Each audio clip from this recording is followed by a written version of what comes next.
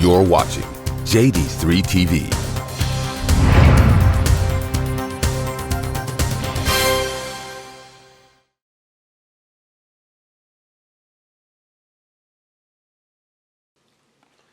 Hello, this is Sir Dr. James Dentley, Baron of St. James of Cappadocia, and I want to welcome you. And today I want to talk about overcoming self-defeating behaviors.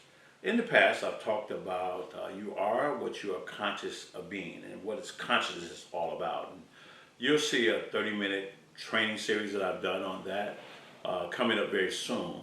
But I want to talk about just our thoughts. Our thoughts impact our words. Our words influence our actions. Continuous actions create our habits. The poet once said, "Who am I? I am your constant companion. I'm your greatest helper or your heaviest burden. I can lift you upward or I can drag you down to failure. If you teach me to do a thing repeatedly, well, I'll begin to do it automatically. I am easily managed, but you must be firm with me. I am the first of all those who are great. And alas, those who are failures as well. Those who are great, I have made great. Those who are failures, yes, I have made failures. I am not a machine, yet I operate with the precision of a machine, yet the intelligence of a human being. But if you teach me and train me, I promise I'll lay the work at your feet. But if you are easy with me, oh yes, I will destroy you. You can run me for profit or choose to run me for ruin. It makes no difference to me. Who am I? I am called habit. Habit is my name. Do you know that the body is built for an addiction? You ever notice how your body's kind of addicted to taking air in and pushing air back out without your say-so, without your conscious thought? Or the heart just keeps beating irregardless, or things move and wiggle so they won't freeze up and lose the circulation. The body knows. There's a book called The Body Keeps a Score. And I'll tell you that when you look at the habits and how we're communicating with ourselves and the others, that's a reflection of what's inside of us. And that lets me know that if we want to do more, accomplish more, have more, then we need to become more, to study. And it can be a lifelong journey. It doesn't have to be a bad thing. It's really kind of fun to keep getting better and better. Or as my good friend Gene Flynn would say, gooder and even gooder. Oh, that's some fun. So I want to talk to you about overcoming these self-defeating behaviors and resentments, because your paradigm is set in the third trimester while a baby's inside of the mother's womb. It's what a baby hears and a reference point of what these sounds and vibrations mean to you, how you interpret things. Gives you the definition of how you want to respond to things as well. Yeah, how you interpret things. It's a direct link to how you respond to things. Now, so people can walk to somebody and say, "I love you." And that person's response could be, oh, total breakdown, fear waiting to happen. Just, oh my God, what am I going to do with this? Other people going to say, "I love you." Another person just melts into their arms. Well, they feel appreciated. They feel valued. Well, I submit to you that when you change the way you look at things, well, then the things you look at will change. So, resentment, how does that lock in? It's really anchored in fear. Anytime you have a feeling of a loss of control, a loss of love, a loss of appreciation, a loss of value, there's fear. They say there's two fears you're born with. The fear of loud noises and the fear of falling. Well, the fear of falling is linked to the loss of control, free fall, anywhere in your life, emotionally, spiritually, physically. A loss of loud noises is a lack of love, because love is sweet, it's tender, it's gentle. It doesn't scream at you. That's not what love is. Unless you're screaming to the third floor window, that may be it. Man, it doesn't bounce off the wall. It doesn't jolt your nervous system in a violent way. It's soothing to make you relax, melt, be in agreement with those things that are in harmony with you. There's truth there. Okay? So resentment kicks in because of our interpretation of something that happened in the past. You know that fear really doesn't exist. It comes from either memory or imagination. Think about it. You may have something that you have to experience, and there's a trigger mechanism because something happened in the past that looks like, sounds like, you respond to it. In addiction, they call it people, places, and things. There's a response to that. People who are addicted to gambling, when they hear the sounds of slot machines, everything in their brain fires. Dopamine in their brain, everything fires. And they start getting the response and the adrenaline rush or anxiety as if they're actually in a casino. Okay? So people, places, and things are very, very important, number one. The second part of it is that if you imagine something's going to go wrong because of maybe a transgression or something you did that took you over the line, out of bounds, so to speak, guilt and shame are big proponents of that. And if you feel like you're going to get caught in something, you didn't tell the truth, or you did something or some transgression you should not have done, then there's anxiety and you have fear. So you're afraid of something that has not even happened yet. Okay? Those are the drivers of fear.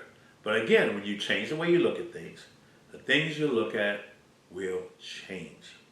That's why we have to understand the drivers, the triggers, the anchors, where we find that we show up with a loss or a feeling of a loss of love, of control, of respect, of honor, of security. I'll tell you a story. Ben and a woman go to the office Christmas party. Everybody's drinking, and the boss hits on his employee's wife.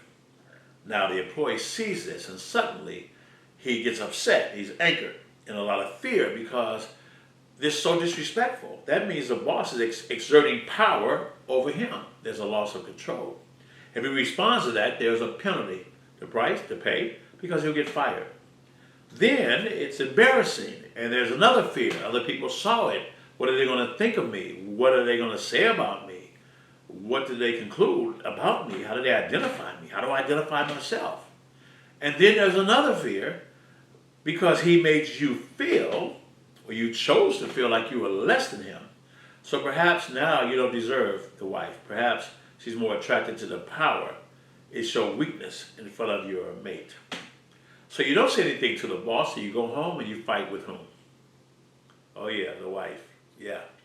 So you have arguments. He thinks it's ridiculous, and you're arguing, you're upset, and she rolls over and she sleeps facing that way and you sleep going that way, and you wake up the next day and you get out of that house.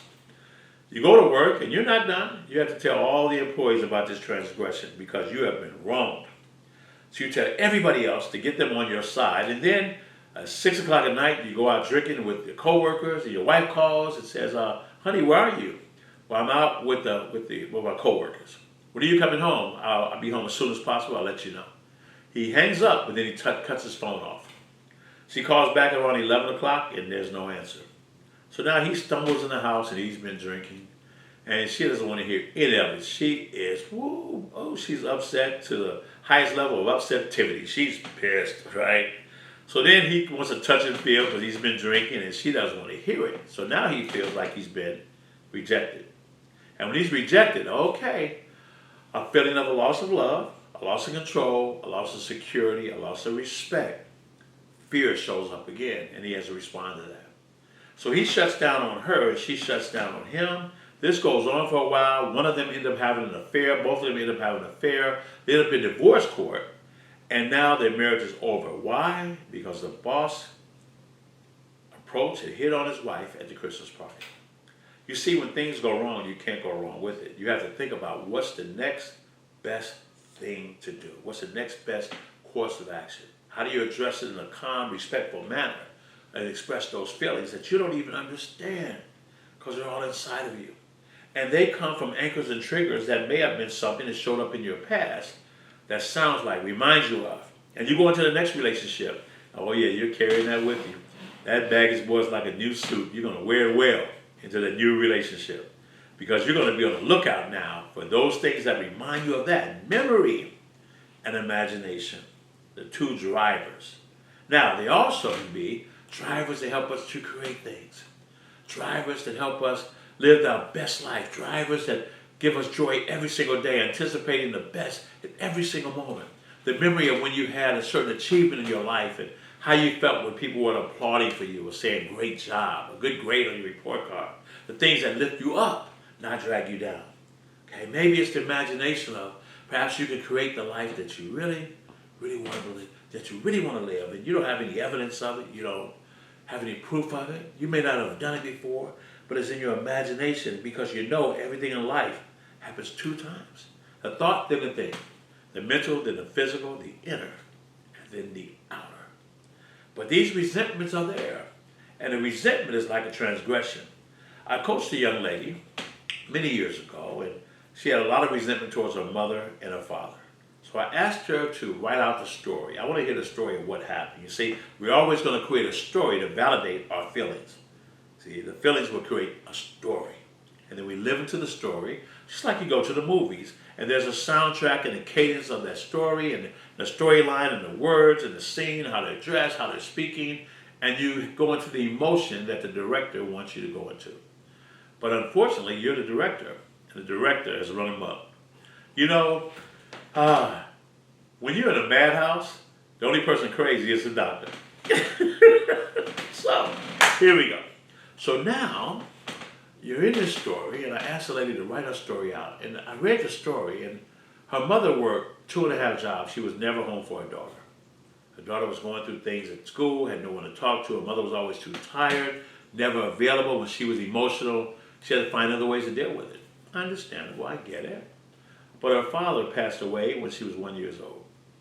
He wasn't there, but she still resented him because it was all about her. No one was there for me. And biblical principles, the Bible says, I shall never leave you, never desert you. I'm never far away. I'll always be with you. And she's a Christian woman, but she lost her belief. She forgot. She made a disconnect. She thought that was for other people. Okay, it wasn't about her. So her father died. Her mother worked 2.5 jobs to support her because she had no other help. But it's all about her. So she has this resentment and this feeling of being alone, these trigger points of nobody's ever there for me. I don't expect people to be there for me. She takes it in every relationship, waiting for the worst to happen. Fear waiting to happen. Low grade upset. No matter how happy I am, just wait. The other shoe is going to drop. Any of this sound familiar? Okay, so now I had her to write out the resentment, but then I had her to write out how did she respond. Because anytime there's a resentment, there's something you do to get even or to validate yourself. These are called human defense mechanisms. Now, you can deflect it, not that big of a deal. Ignore it like it didn't happen and block it out. You can use humor and laugh it off. You can retaliate. You can blame, because if they're the bad person, then you got to be the good person because you're the victim. Okay? There's ways that you defend yourself psychologically, because that's the job of the brain, is to keep you alive, keep you functional, and to protect you. Fight or flight. But it also can hurt you because it takes away the liberating ability that there's another way out. Because you can choose how you respond, because everything is inside out. When you're looking at me now, are you looking at me, do you think I'm outside of you, or am I inside of you when you see me? You see me inside or outside? Well, you'll say, of course, James, you're outside. You're on the other side of a camera. I submit that you see me inside, because your eyes simply take in prisms of light that go through the retina after it comes through the lens, goes into the brain, and tells you what this picture says to you, just like that. So you see me inside. You hear me inside. So you can't control what's going to happen outside of you. So why don't we just try to work on how to control the things that happen inside? To manage our thoughts, our feelings, and our emotions is the key. Not to shun them, not to be unfeeling and uncaring, but to put them in perspective. Life happens. If you stay here long enough, it's going to happen to you, on you, through you. It's going to happen. It always happens. So these things can build you if you ask a better question. What am I supposed to learn from this? There's got to be an answer. There's got to be a reason. Not why me. Why not me? What excuses me? I once was sad because I had no shoes, and then I met a man who had no feet. You change the perspective. Again, when you change the way you look at things, the things you look at change. So then when she realized that when her mother wasn't there for her and she had those feelings and emotions and thoughts, well, she would put her on punishment, not talk to her. Shut her out, shut it down, shut it off. She would begin to guard her emotions. She would blame her mom to her friends. That's just my mom. She doesn't care. She had to defend that thought that she had. Then defend that emotion she had, because she wasn't ready to accept it. Once you understand it, then you can go to that person and ask them to forgive you. Oh, that sounds ridiculous. You're the victim, right? You don't want to have that. You can only deal with your part in this equation. Something went wrong, you went wrong with it. Two wrongs never make a right. I forgive you, Mom. For what? I treated you badly, I shut you off because I felt like you weren't there for me. And it was my feeling. I was resented Dad, he wasn't there for me. I resented my boyfriend because he broke up with me, or my girlfriend because she left me for someone else. You can choose to feel that way, but when you bring it out to the forefront, it has no power. That's why when I went through the most embarrassing things of my life, I would share them in stages of 10, 20,000 people. If I put it in the light, it has no power. And then I can move about the business of sowing my seed to do a great work, to have a great harvest someplace else. Simply by understanding that anytime there's a feeling of a lack of control, a lack of love, a lack of importance or significance, we spin. Things happen, and we happen with it. So what do you want to happen? Shift it. Look at your promise and not at the problem. The problem is there to help you grow. You don't ever lose. You just learn or you win each and every time. Because when you change the way you look at things, the things you look at, they will change. Check it out.